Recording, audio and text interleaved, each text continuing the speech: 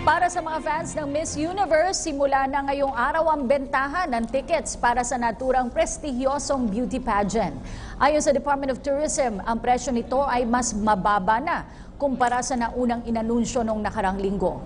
Narito ang ulat ni Eunice Monte.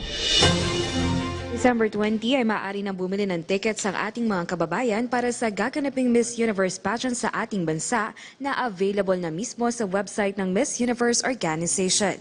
Sa isang press conference, inanunsyo ni Department of Tourism Secretary Wanda Tulfo-Teo ang presyo ng mga tickets na ngayon ay mas mababa na kumpara sa naunang presyong inilabas noong nakaraang linggo. Start selling tomorrow. Iba na. May mga prices akong nabigay. Mula sa $1,000 dati, ang presyo ng VIP tickets ngayon ay nagkakahalaga ng 50,000 pesos, samantalang ang lower box A naman ay nasa 25,800 pesos. 23,800 pesos naman ang presyo ng lower box B, 4,800 pesos sa upper box, at 2,000 pesos naman ang pinakamura o ang general admission. Ayon sa kalihim, kakaunti na lang mga VIP tickets dahil na rin sa laki ng stage na gagamitin na nasakop na rin ang ilan sa mga VIP seats. Nilinaw naman ni DOT Secretary Teo ang naging issue tungkol sa mga designers ng Davao na may kinalaman sa fashion show para sa mga kandidata kasama si Rene Salud.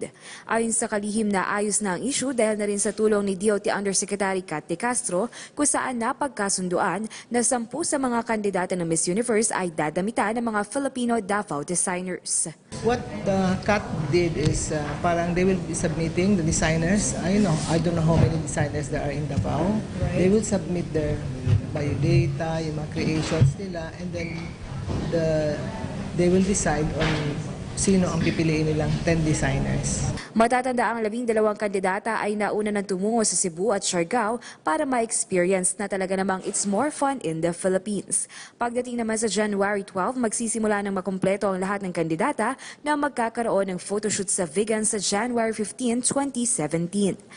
Sa January 17 naman, magsisimula na ang swimwear competition ng mga kandidata at sa 22 naman ay nakatakda nilang salubungin ang Dinagyang Festival sa Iloilo. Mahati naman ang grupo ng mga kandidata sa dalawa kung saan ang kalahati ay pupunta sa Baguio at ang iba naman ay pupunta sa Albay.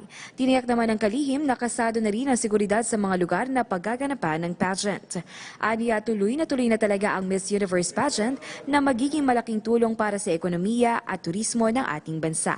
Para sa PTV News, Eunice Monte.